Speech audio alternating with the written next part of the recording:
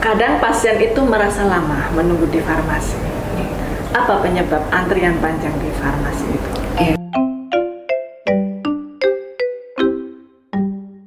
Salam sehat sahabat RSUD Kabupaten Temanggung. Jumpa lagi dalam acara Poin Pojok Informasi Humas Menyapa RSUD Kabupaten Temanggung. Saat ini saya bersama dengan Ibu Erlin Fitriana Yulia Sarjana Farmasi Apoteker. Ya. Yang biasa saya memanggilnya Mbak Erlin ya. Ya. Beliau adalah Kepala Instalasi Farmasi RSUD Kabupaten Temanggung. Halo Mbak Erlin, bagaimana kabarnya? Alhamdulillah Mbak Ulan, baik, sehat. Ya. Mbak Erlin di farmasi kira-kira itu sudah berapa lama ini? Sekitar 14 tahun nih Mbak. Di tahun ini udah masuk ke hampir masuk ke tahun ke-14. Sudah lumayan lama ya. Sejak awal ya tuh ya, sejak CPNS baru ya. Enggak sih, sebelumnya di Dinas Kesehatan, kemudian di tahun 2011 baru pindah ke sini. Oh gitu. Ya, baik. Mbak Erlin, pada kali ini kita akan membahas mengenal lebih dekat layanan instalasi farmasi di RSUD Kabupaten Temanggung. Langsung saja, mungkin Mbak Erlin bisa menjelaskan nih apa saja layanan yang ada di instalasi farmasi RSUD Kabupaten Temanggung. Terima kasih Mbak Ulan atas kesempatannya. Jadi untuk instalasi farmasi sendiri itu merupakan secara PMK ya, itu merupakan salah satu unit penunjang medis lain kalau tercantumnya di PMK itu. Jadi kami secara umum itu ada 2 kegiatan, yang manajerial dan juga ada kegiatan pelayanan kefarmasian. Untuk yang manajerial atau ya lebih ke administratif itu lebih dari awal perencanaan obat, kemudian pengadaan obat, penyimpanan sampai ke distribusi obat. Kemudian untuk kegiatan pelayanan kefarmasian itu ada beberapa macam. Yang pertama ada telaah obat, ada pemberian informasi obat, penelusuran terapi obat, itu juga berupa nanti ada teman-teman kami apoteker yang visita ke bangsal, kemudian ada juga konseling, ada monitoring efek samping obat dan lain-lain gitu. Ada dispensing steril juga, ini terkait di kami ada untuk obat kemoterapi dan obat injeksi juga. Di farmasi sendiri kita ada beberapa outlet, kami menyebutnya, atau unit ya. Jadi ada gudang farmasi itu yang memang fokus dari perencanaan sampai ke distribusi, penyimpanan, perencanaan, pengadaan, penyimpanan dan distribusi itu di gudang farmasi. Kemudian ada unit rawat inap yang menyiapkan obat semua pasien rawat inap. Ada unit instalasi bedah sentral itu untuk membantu teman-teman di IBS menyiapkan ya BMHP dan obat juga. Kemudian ada farmasi rawat jalan, itu yang seperti lebih ke sebagai mukanya kami ya, itu di poliklinik, jadi yang melayani pasien poliklinik dan pasien IGD. Kemudian ada juga unit sitostatika, itu di situ kami melakukan rekonstitusi atau pencampuran obat kanker, karena memang pencampurannya harus dilakukan di tempat tertentu dan petugas tertentu yang punya sertifikat gitu. Kemudian satu lagi kami juga mengelola oksigen di RSUD Kabupaten Temanggung gitu. Jadi satu lagi unit Lotus itu untuk pasien ARV dan untuk obat ARV dan pasien TB. Itu. Jadi ada 6 tempat ya. Banyak sekali tuh. Berapa jumlah tenaga farmasi di RSUD itu? Untuk tenaga farmasinya itu ada 44, kemudian kalau total dengan yang lain-lain itu ada 54 orang termasuk saya. 54 yang mana dibagi di 6 tempat ya tadi, yang mana Lotus mempunyai apotek sendiri, kemoterapi mempunyai sendiri, kemudian OK punya sendiri. Untuk rawat jalan ada 2 di lantai atas, lantai 3 dan lantai 2. Untuk rawat inap di gedung yang sebelah gedung A. Untuk rawat inap dan gudang ya gudang farmasi di gedung penunjang. Gitu. Ya, terima kasih. Mbak Erlin, saya mau nanya nih, apa sih beda farmasi sama apotek gitu? Kan kadang ketika kita berobat, ibu tindak ke mana? Ke farmasi apa ke apotek bilangnya itu? Jadi kalau secara bahasa memang sebenarnya kan berbeda ya. Farmasi itu kan ilmunya sebenarnya. Apotek itu sebenarnya tempat yang menyediakan layanan kefarmasian gitu. Nah, untuk di rumah sakit sendiri sebenarnya penyebutannya adalah instalasi farmasi. Tapi karena masyarakat itu lebih mengenal apotek ya, kadang teman-teman perawat menyampaikan monggo tidak ke apotek untuk ambil obat gitu. Ya, bedanya dengan apotek yang di luar ya karena kita hanya melayani resep yang ada di dalam rumah sakit ya. Jadi memang lebih berfokus ke layanan obat di rumah sakit. Kalau apotek kan memang lebih ke komersil di luar ya, di bisa di mana saja gitu, bukan di dalam institusi rumah sakit seperti itu, Mbak. Jadi apotek itu tempat untuk menjual ya, gitu ya. Dan bedanya dengan apotek yang di luar, kalau apotek di rumah sakit hanya melayani resep dokter dari rumah sakit. Ya. Gitu ya. Kalau yang apotek luar bisa menggunakan resep ataupun tidak. Ya. Pada kemarin tanggal 9 Oktober 2024 kita mengeluarkan pengumuman bahwasanya untuk di luar pasien RSUD sudah tidak bisa membeli lagi obat di farmasi RSUD Temanggung. Apakah betul? Ya, sesuai arahan direktur, memang setelah ada surat edaran itu kita hanya melayani resep. Jadi untuk semua yang menginginkan layanan farmasi ya harus mendaftar dulu, kemudian nanti diperiksa oleh dokter, baru nanti resepnya bisa masuk ke kami untuk dilayani seperti itu.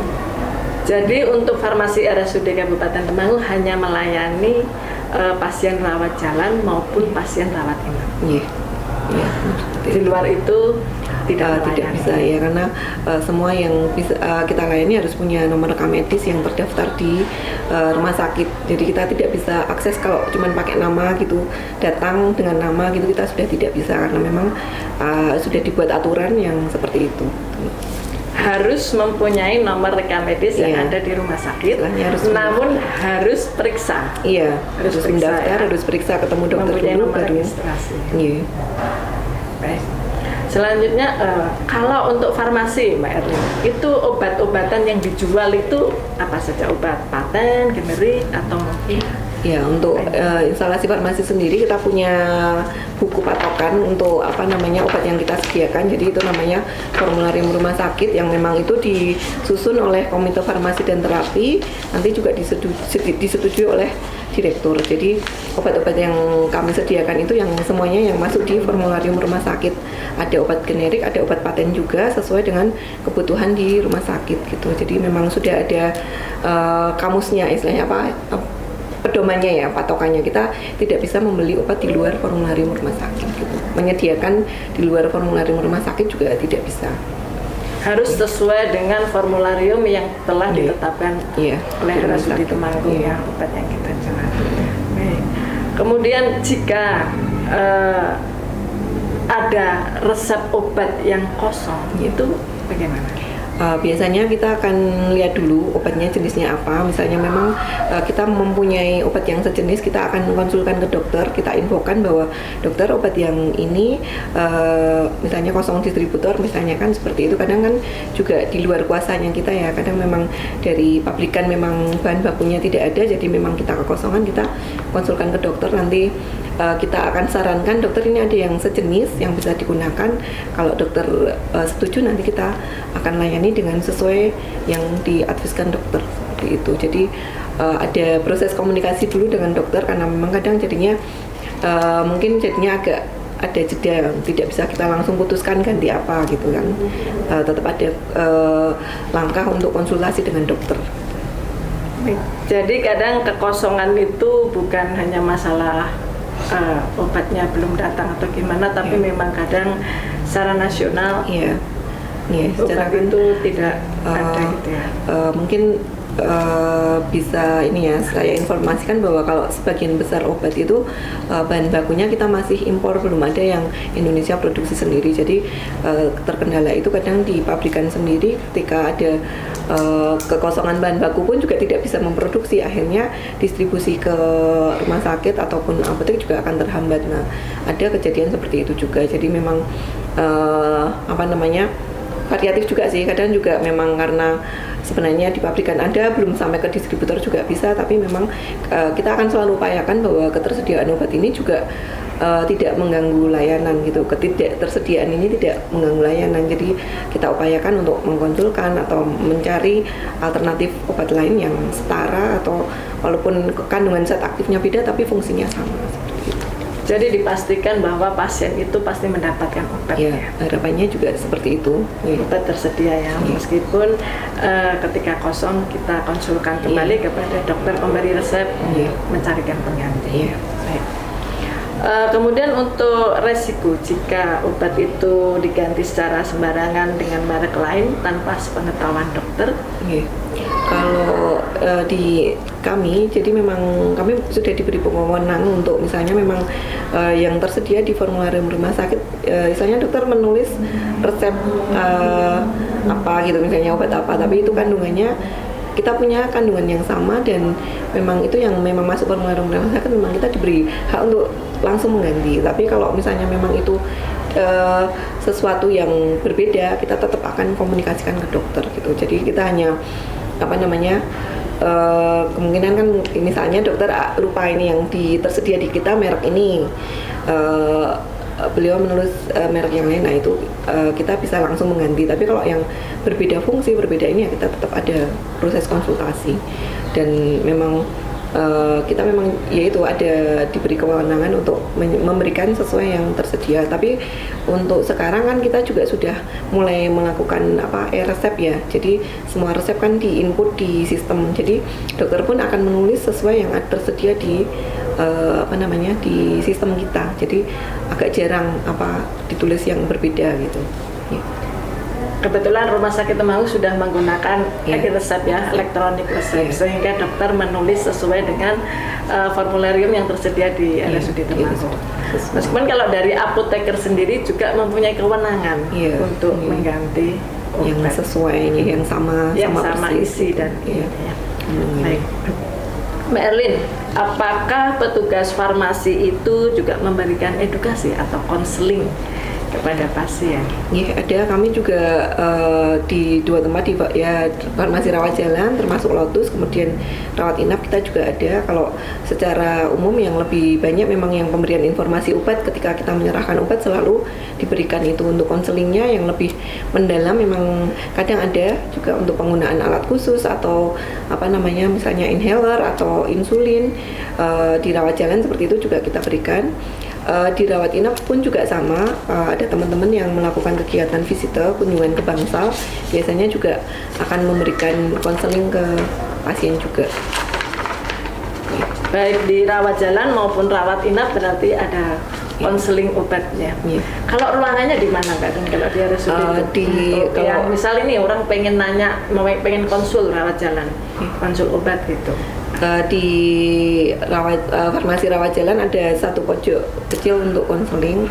Memang masih agak kecil sih, memang karena memang kita terbatas tempatnya, cuman bisa digunakan, nanti bisa langsung memberitahu aja ke petugasnya untuk minta konseling, itu bisa.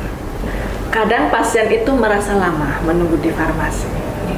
Apa penyebab antrian panjang di farmasi itu? Karena memang instalasi farmasi sendiri khususnya rawat jalan itu kan melayani beberapa poliklinik. Jadi ketika resep masuknya bersamaan itu akan menimbulkan waktu ya yang agak agak lama. Tapi kami juga istilahnya kami tidak melayani begitu saja, jadi memang ada alurnya. Jadi untuk proses pertama resep masuk harus ditelaah dulu oleh apoteker yang bertugas, kemudian nanti setelah itu setelah selesai ditelaah, kemudian nanti kita siapkan. Itu pun juga kita tetap harus berhati-hati karena obat di depo kita itu ada banyak, jadi ada yang penampakannya hampir sama, jadi memang butuh kehati-hatian. Setelah disiapkan nanti ada petugas satu lagi untuk cek akhir, itu pun kita juga harus cek antara identifikasi nama pasien, kemudian ada identitas pasien yang harus kita cek, kemudian jumlah obat yang kita berikan sudah benar apa enggak, obat yang kita siapkan sesuai enggak dengan resep yang ditulis oleh dokter. Jadi memang butuh waktu. Ketika kami tergesa-gesa, terburu-buru, hanya memburu biar cepat, takutnya ada kesalahan pada saat menyiapkan. Jadi memang prosesnya seperti itu. Baru setelah itu kan setelah selesai cek akhir baru kami serahkan ke satu petugas yang untuk membagi obat. Jadi memang butuh waktu ya. Jadi kalau kita hanya fokus ke kecepatan saja, takutnya nanti tidak sesuai dengan yang diresepkan oleh dokter. Makanya memang kami butuh waktu, dan memang ada jam-jam tertentu yang resep sudah sangat bertumpuk banyak karena semua poli sudah mulai semua. Ketika pagi hari mungkin baru poli dalam sama poli jantung yang mulai, mungkin resepnya tidak se-crowded. Kalau nanti ketika jam 11, jam 12 semua poli sudah mulai, semua pasien menaruh resep di waktu yang bersamaan, seperti itu. Kalau untuk standar pelayanan minimal dari farmasi itu berapa? Iya, kalau untuk standarnya memang untuk resep yang bukan racikan itu 30 menit, kemudian untuk resep racikan itu 60 menit atau 1 jam. Kami berusaha untuk memenuhi itu, namun masih banyak kendala juga karena yaitu juga kadang tumpukan resep yang sangat banyak di satu waktu, dan kadang juga petugas jaga tidak bisa maksimal ada semua nih, karena kita juga terbagi di beberapa outlet. Ketika kita punya 2 lantai ini untuk rawat jalan, walaupun untuk antriannya terpecah, tapi tenaga juga terpecah. Beda dengan misalnya ada 1 lantai saja, walaupun ini kan tenaganya lebih banyak, tapi ya itu memang sudah istilahnya juga salah satu strategi untuk memecah antrian. Tapi memang kendalanya ketika teman-teman yang jaga itu tidak bisa full tim gitu ya. Mungkin kan tetap ada 1 hari yang ada yang libur, ada yang naik untuk shift, ada yang jaga malam, seperti itu. Dalam 1 hari jumlah pasien ada berapa?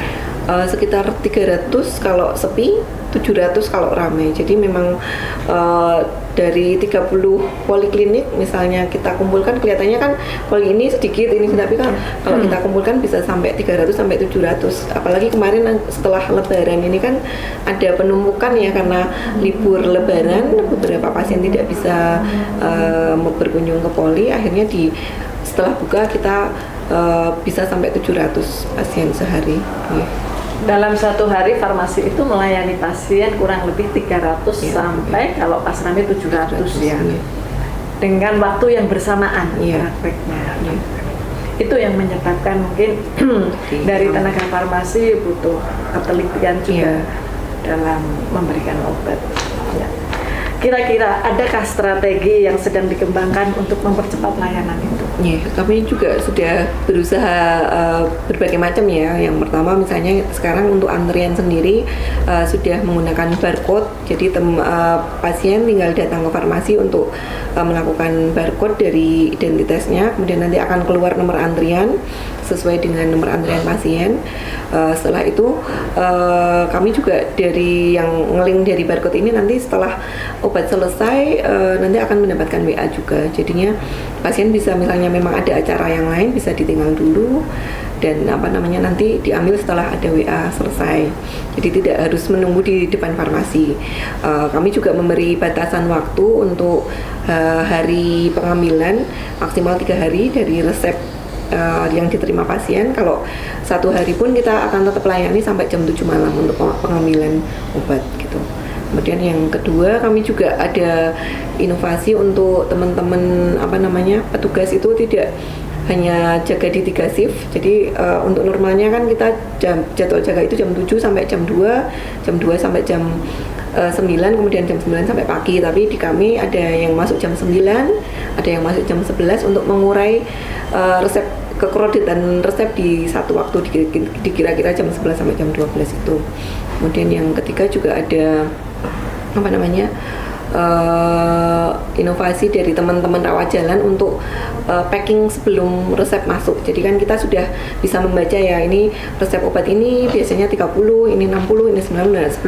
Sebelum ada resep itu kita sudah pack. Jadi nanti tinggal ketika resep masuk kita tinggal ambil sesuai jumlah yang dikehendaki. Itu tinggal tempel etiket gitu. Itu juga salah satu upaya kami untuk mempercepat layanan kami.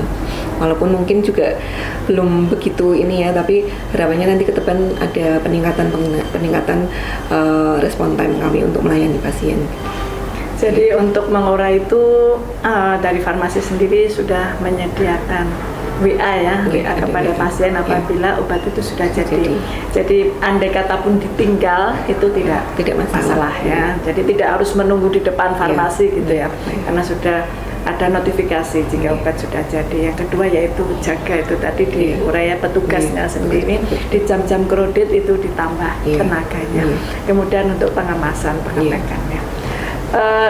Kami mendengar kemarin itu dari farmasi mengeluarkan layanan ya, maksudnya bekerja sama dengan jasa Pos Indonesia dalam pengantaran obat.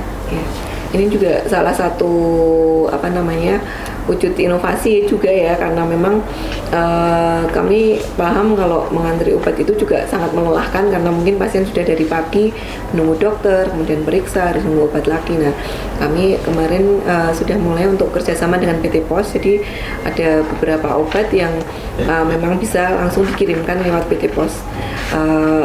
Jadi untuk seluruh area Temanggung ini cuman ada biaya 15.000. Jadi agak bisa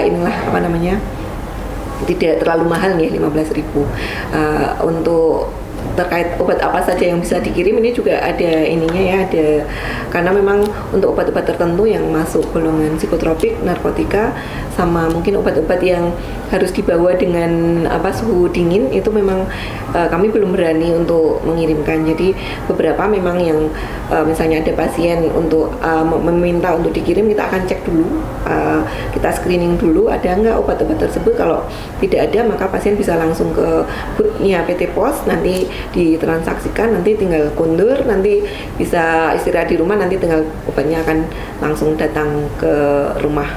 Tapi untuk obat-obat tertentu tersebut memang belum bisa, jadi masih untuk obat-obat tertentu nanti bisa pakai opsi bisa menunggu atau bisa pulang dulu, nanti menunggu WA notifikasi kalau obat sudah selesai, seperti itu. Apakah itu hanya di wilayah Temanggung saja? Ya, untuk sementara ini masih Temanggung saja, karena untuk di luar Temanggung dari PT Pos sendiri harus mengumpulkan ya, jadinya takutnya tidak bisa satu hari sampai itu. Jadi memang masih selama ini masih untuk internal Temanggung, tapi walaupun Temanggung ini juga untuk arah Temanggung yang paling jauh, misalnya Pringsurat atau Tretep ya, Wonoboyo masih bisa dijangkau. Jadi kalau memang masuknya di jam-jam sebelum jam 2 masih bisa dikirim hari itu juga, tapi kalau di atas jam 2 biasanya besok harinya kirimnya gitu untuk yang jauh-jauh. Tapi kalau dalam kota masih bisa saat itu juga. Setelah jam 2 yang dalam kota masih bisa dikirim. Tetapi kalau yang untuk jauh bukan luar kota luar dalam kecamatan ya, Kabupaten Temanggung tapi yang agak jauh gitu, dikirim hari berikutnya. Karena kita pasien banyak yang dari Wonosobo itu, tapi karena di luar kota jadi untuk Pos Indonesia sementara ini belum bisa. Kalau untuk pasien hanya pasien rawat jalan atau pasien rawat inap juga? Sementara masih pasien rawat jalan, karena untuk rawat inap sendiri kan biasanya juga sudah pasien antriannya juga tidak terlalu banyak. Jadi setelah selesai administrasi langsung obat kita serahkan, sekalian kundur sekalian dibawa. Tapi kalau rawat jalan karena memang pollingnya banyak ya, jadi masih fokusnya memang masih di rawat jalan dulu. Mungkin nanti ke depan kalau memang di bisa di ini ya, kita bisa kembangkan ke rawat inap juga. 15.000 dalam kota. Iya.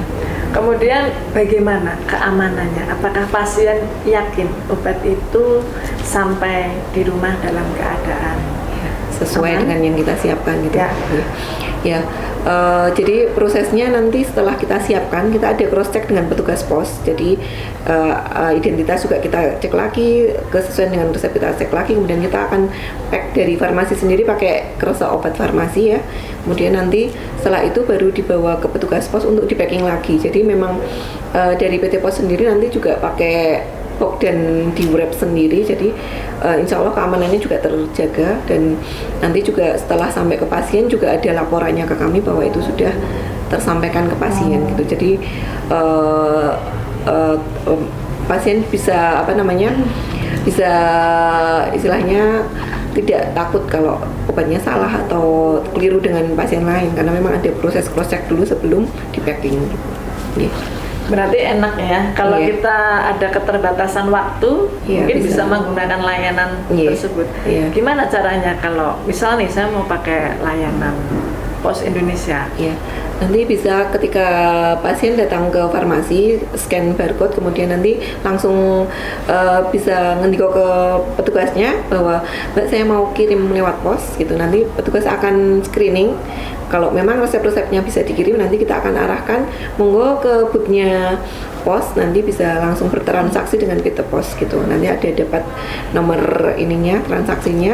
Nanti setelah itu pasien kembali lagi kami untuk menyerahkan lembaran itunya apa ya? Ya resi seperti ada nomornya juga. Nah setelah itu nanti kita akan siapkan. Nanti di jam-jam tertentu petugas pos akan datang ke kita untuk ngecek ada berapa kiriman, nanti kita proses, kita serahkan. Udah nanti pasien setelah menyerahkan kita bisa langsung kundur, langsung menunggu di rumah saja, bisa apa namanya istilahnya mau sare mau apa monggo, asal alamat dan ininya sudah tepat nanti pasti akan diantar hari itu juga gitu oleh PT Pos. Untuk pembayarannya di rumah atau waktu? Langsung sama PT Pos ketika bertransaksi langsung saat itu juga bertransaksi untuk biayanya, untuk biaya kirimnya. Iya. Untuk ini Iya, ya, iya. pengirimannya 15.000. Iya. Wow, sangat ini ya, lumayan efisiensi Iya, waktu. iya, bisa ditinggal. Untuk saat ini sudah banyak yang menggunakan. Ya sudah lumayan sih dari awal kita apa namanya bekerja sama yang masih 1-2, sekarang mungkin udah 10-20 gitu ya sehari, jadi udah lumayan membantu. Itu juga istilahnya kita juga tidak kalau petugas farmasi sendiri kan juga kadang merasa apa namanya kemurungsung istilahnya kalau orang Temanggung ya, kalau lihat pasien di depan banyak, kita di dalam masih banyak pasien, tapi karena ada layanan ini juga kan pasien bisa langsung kundur, jadi tidak banyak yang menunggu di depan. Itu agak membantu inilah kami lebih Emosional. ya, lebih santai melayani, itu lebih enak. Jadi di satu sisi pasien juga terbantu, kami pun juga lebih terbantu juga. Jadi nggak ada kata lama lagi ya, Ya, sebetulnya di bisa. farmasi itu, karena berbagai inovasi-inovasi Ya. juga sudah dikeluarkan dari Ya, harapannya farmasi. semakin bisa meningkatkan waktu tunggu layanan. Ya. Mungkin dari Mbak Erlin ada pesan yang perlu disampaikan kepada masyarakat Temanggung. Iya, mungkin untuk terutama untuk pasien RSUD Kabupaten Temanggung di Poliklinik, walaupun kami masih sangat terbatas dalam melayani, kami terus berupaya bagaimana caranya untuk meningkatkan pelayanan kami. Harapannya semakin ke depan kami juga akan lebih baik, jauh lebih baik dari hari ini. Terima kasih atas kepercayaannya terhadap kami. Terima kasih juga untuk apa namanya masukan-masukannya selama ini untuk instalasi farmasi. Itu aja mungkin. Mbak Erlin, terima kasih atas kedatangannya di acara Poin Pojok Informasi Humas Menyapa. Kali ini sudah menyampaikan tentang layanan-layanan apa saja yang ada di instalasi farmasi Temanggung dengan penjelasannya yang sangat informatif. Semoga bermanfaat untuk semua warga Temanggung dan sekitarnya. Demikian acara Poin Pojok Informasi Humas Menyapa kali ini. Sampai ketemu di edisi selanjutnya. Tetap semangat dan salam sehat. Wassalamualaikum warahmatullahi wabarakatuh.